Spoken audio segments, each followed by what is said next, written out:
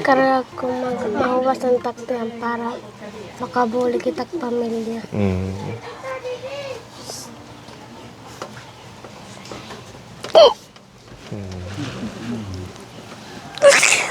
Gagaling ka pa.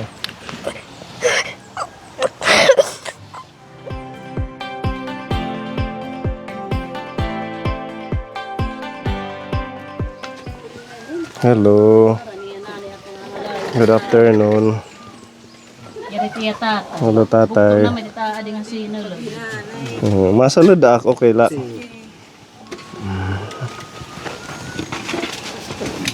Malayong biyahe natin kapone.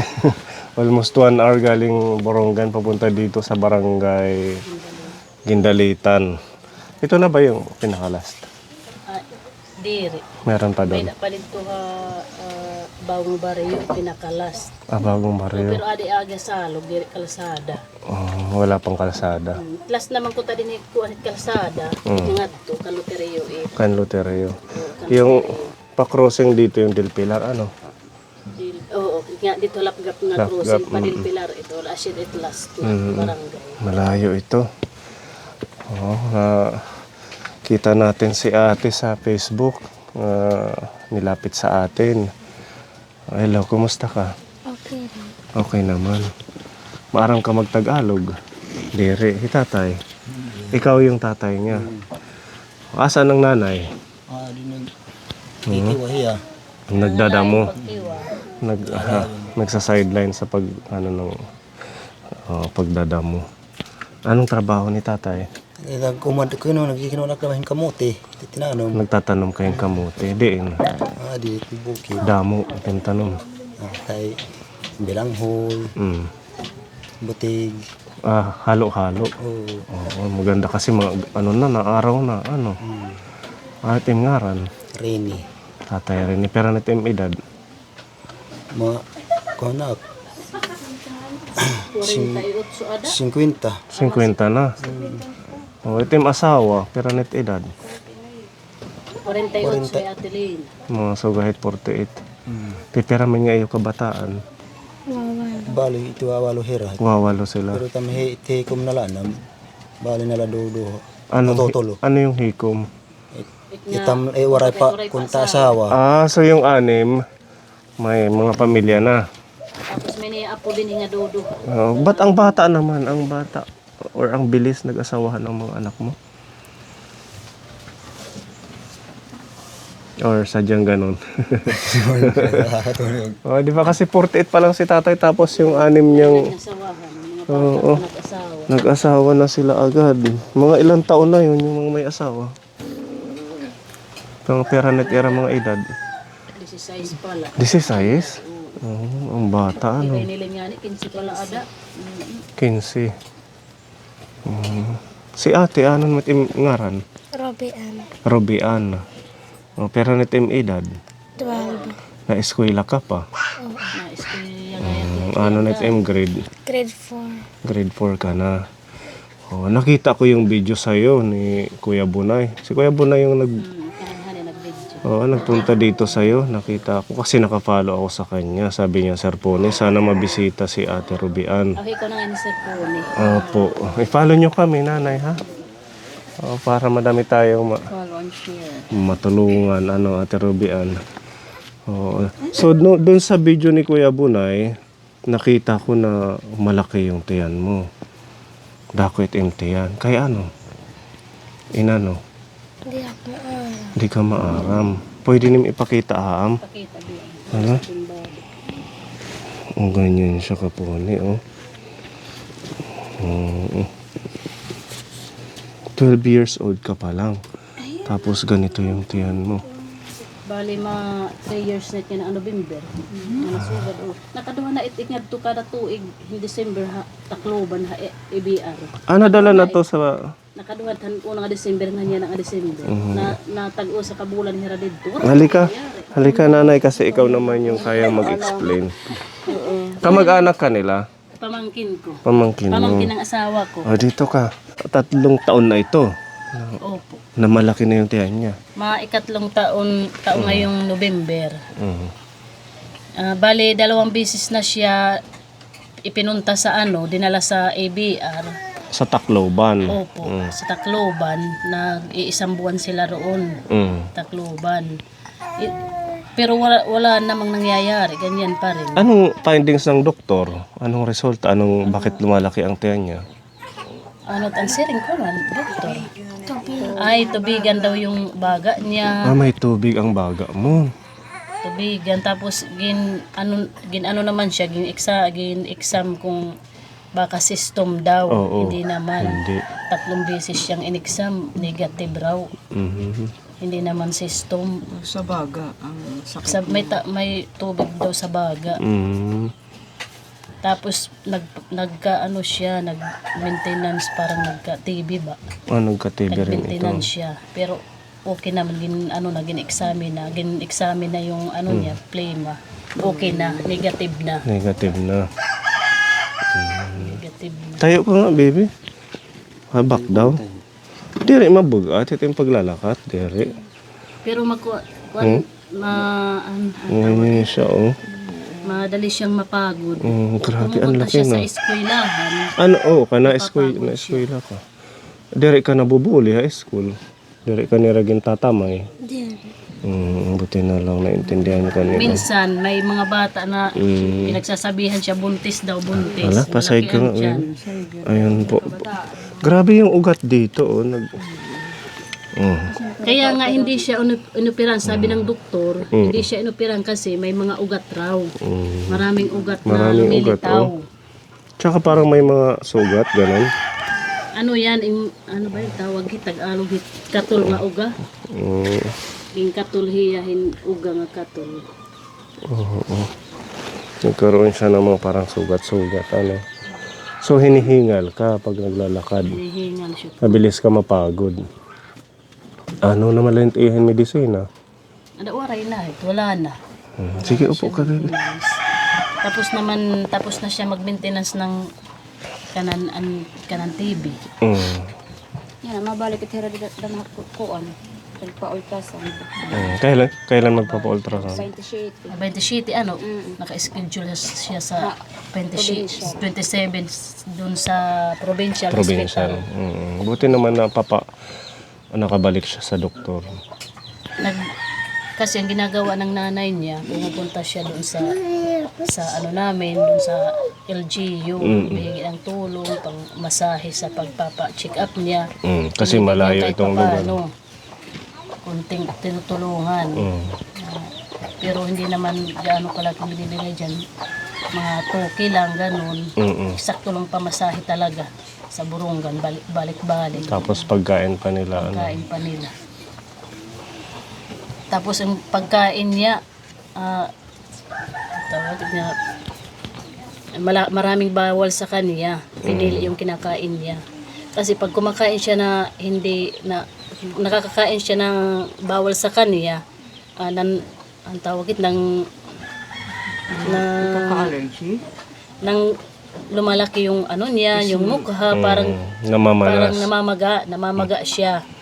Pati yung niya, yung mga paan niya. Siguro pag nakakakain siya ng hindi Hindi niya yung bawal sa kanya. Dapat nandito yung nanay niya para Oo, parang yun yung mag-i-explain. Kanina pa, niya nanay gikan. Aga pa. kung araw yun, Yung pagdadamo. Hapon, gabi na siya uuwi. hapon, mamayang hapon pa. Makaluluwa itim anak tatay. Sana maagapan pa. Interesado pa rin pag-eskwela. Oo, Sa kanya yan yung mga certificate. Yan, meron siyang mga certificate. Sa kanya to. Ruby, sa kanya yun. May danimya na honor. Hindi rin ka pa maaral. Ay dahil, kay may certificate basta may dyan. Interesado siyang mag-aral. Kapuni. Kaya lang, ito yung nakakaproblema sa kanya. Yung kanya. Normal pa yung pag-ihi mo. Normal pa. Nakakaihi ka ng maayos. Hindi masakit pag naihi. Yan lang ang binibigay sa kanya, yung pagpaihi na medisina. Diyan sa Patingin nga, nandito. sa health center. Daan niya resita. Pero may git niya mga resita ngayon, di ba? Nagot niya mga resita. Wala ko ha. Kalawan natin. Yan nga ang ginagamit pag humihingi sila ng tulong. Mm-mm. Yan ang ginagamit nila. Mm-mm. Resita na yun. Sila ano yung Pero doon sa ABR, mga espesyalista daw yung nakahawak sa kanya. Pero hindi naman inoperahan. Mm. Dahil nga yung yan niya, maraming yung ugat. Naalala mo si yung isa natin tinutulungan, si Annabel, na lumalaki din ang tiyan. Di ba? Meron siyang dito, parang aparatos na nakakabit, tapos para ma-drain, lumiliit. Beda ka damahit. May diet niya, wala pa. Adiri, beda damahit nangyari na daman didiha, beda daman istoryahaan. Mm-mm. Tubuhan ko no. Di ka nahihirapan at paghinga. Di ka kinukurian. Mabugat lahiya. Pero ngayon lang yun. Ngayon, yan na lait nga diri. Makulit paghiya, pero danay makulit paghiya. Ininubuhiya. Pag inaubo siya. Minsan yung paghiga niya para sa lang siya, nakaupo. Kasi mabigat sa tiyan at saka sobrang laki na. Matigas pa man din. Parang talagang fluid yung laman tubig. Tem karoyag pag nakatangpos ka. Bumuli kita pamilya. Bumuli kita. Karayag nin tumulong. Gusto niya pag makatapos siya sa pag-aaral, makatulong siya sa mga pamilya Siya niya. sa kanyang mga magulang. Pero may estudyante yan. Bali na upat. Kay Dodo ay taka-apo. Yan ay taka-apo. Ay, suka nila, bibi. Ini mga apo na inim. Ito, napo ko. Tem sura, baby. Maray daw lang. Tubig. Minsan nga pumupunta siya doon sa ilog. Sino? Siya, naghahanap ng mauulam. Minsan siya ang tawag na mimingwit. Mimingwit ba yun? Yung isda. Pumupunta siya doon, makapag-ulam lang siya. Siyempre hirap sila sa pagkain, lalo na kung kalagayan ni tatay. Hindi naman lagi na nag-harvest. Saan ka mag-harvest at mga Tata, maihapay kayo bago pala magkita na matagal Ito pa. yung niya, resita. Dito takluban, haray B-complex vitamin, tapos spironolactone, HRZE. Yan yung kanyang mga medisina. Medyo mahal yung itong spironolactone, 31 ang isa. Nabili na to lahat. Maray Iwan pa. ko kung nabili yan. Bakit? Karag ko mag-awas ng taktihan para makabuli kita pamilya.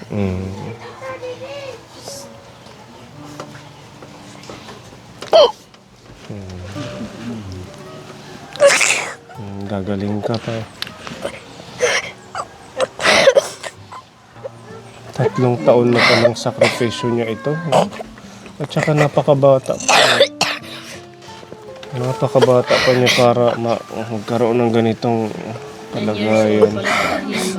9 years old nung nag-umpisa na lumaki ang tiyan niya.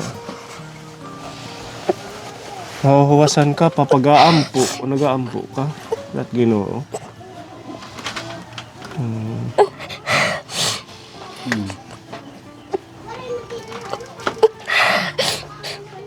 Hindi lang, baby, ha?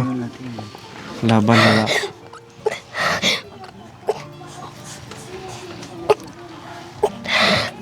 Sana tulong niyo ako para mawas ng taktihan para makagtapos ang kitang pag-eskwela. Anong gusto mo pag nakatapos ka ng pag-school? Bumuli kita pamilya. Gusto mo bumulig. Ano nga, trabaho, ito yung karoya. Maging doktor. Gusto mo maging doktor.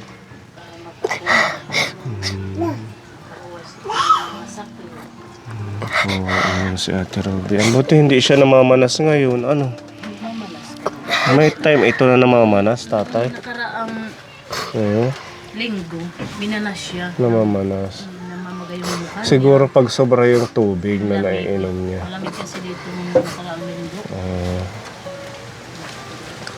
Ang sabi ng doktor, kung gusto, inire-refer na naman siya sa Tacloban, sa ABR, pero ayaw na niya, pati yung nanay niya, kasi wala namang nangyayari pag pupunta sila roon. Ayaw mo na, bumalik ka Tacloban.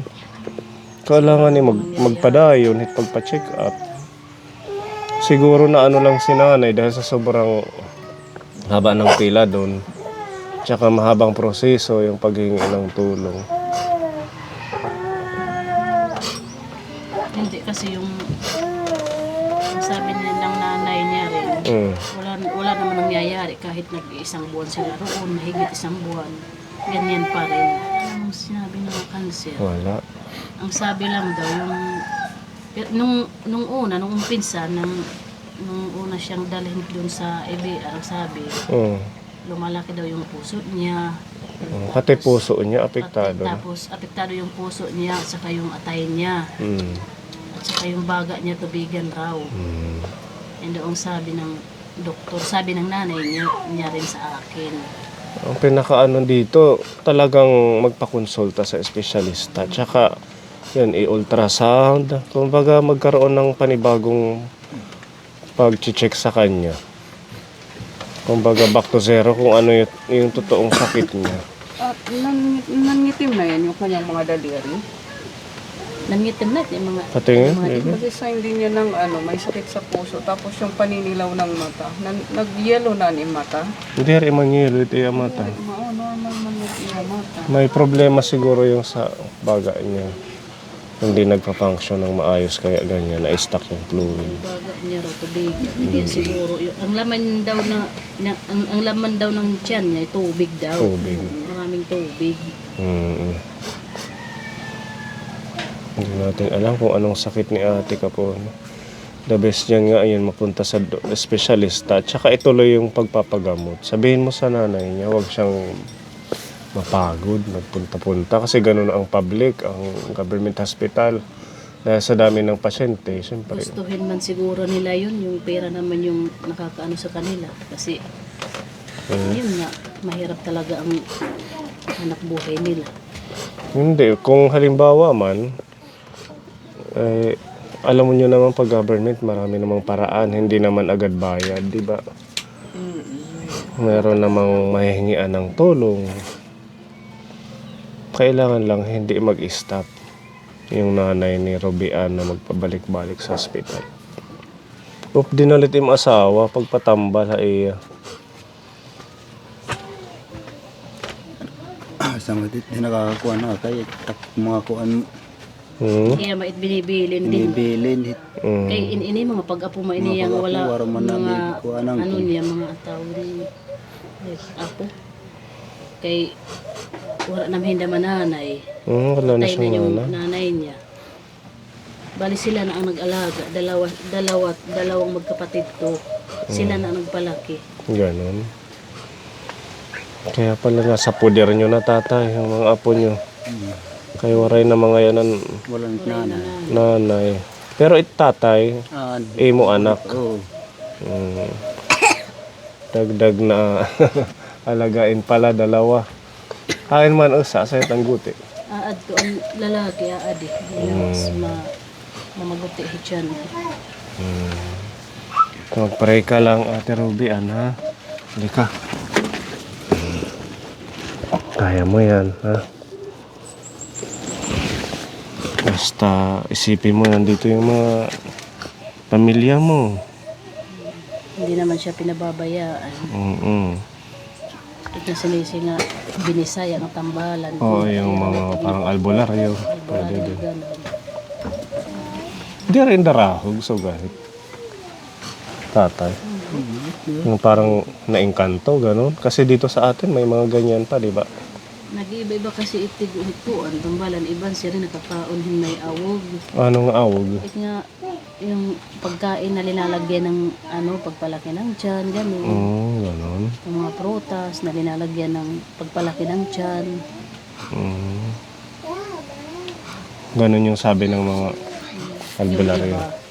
Nagtirit pa masakit ang dinhingat o burong. 70 na din nga may dulo, wadto naman burong 60 na iyan na. 250 mga tanong na pagkatatas ang kuwit. So 70 plus 60, ha? 70, Balikan magkano? 206. 200 plus. 200 Kasi yung plus. parang kasya lang yung 1,000 sa kanila. Dalawa sila pumupunta ng nanay niya. Makain pa sila. Minsan nga hindi na lang sila kumakain. Gagamiton inim nga kwarta para pagbalik niyo ha provincial hospital itiyo ultrasound yan. Sa pagpa-ultrasound mo, meron kayong pamasahe ha, tsaka pangkain. Tapos mag-update ako if ever makabalik kami. Kaso sobrang mahal ng gasolina. It mga hatag-hatag nga nit hayang barya-barya. Iniipon niya. Iniipon. Yung sobra dito, ibili mo muna ng pagkain, gatas. Kasi ba, Bawa man wala silang mahingi doon na gamot, yung pampaihi. vitamin o pampaihi. Ganun na lang ha. Bigay ni Tita Pedi sa'yo, 2,000 para meron kang magamit sa pagpunta mo sa Borongan Hospital. Salamat. Walang ano man. Sana sa pamamagitan nitong ating pag-video sa'yo, maraming makapansin sa iyong sitwasyon, makatulong sa iyo at maagapan na gumaling ka pa ha. Basta lagi ka lang magpre-pray. Okay? Damo salamat tayo sa mga buligan para damo tumulong ako. Para mahuwasan ka, mag-aampo ka la permi. Ayan, maraming salamat po sa ating sponsor na si Tita Fedy. Salamat po. Walang ano man, Ate Ruby. Hindi kami tatay. Sige. Tulungan mo na lang yung anak mo na maagapan pa. Abay ate. Sa akin na lang yung salamat. Walang ano man po.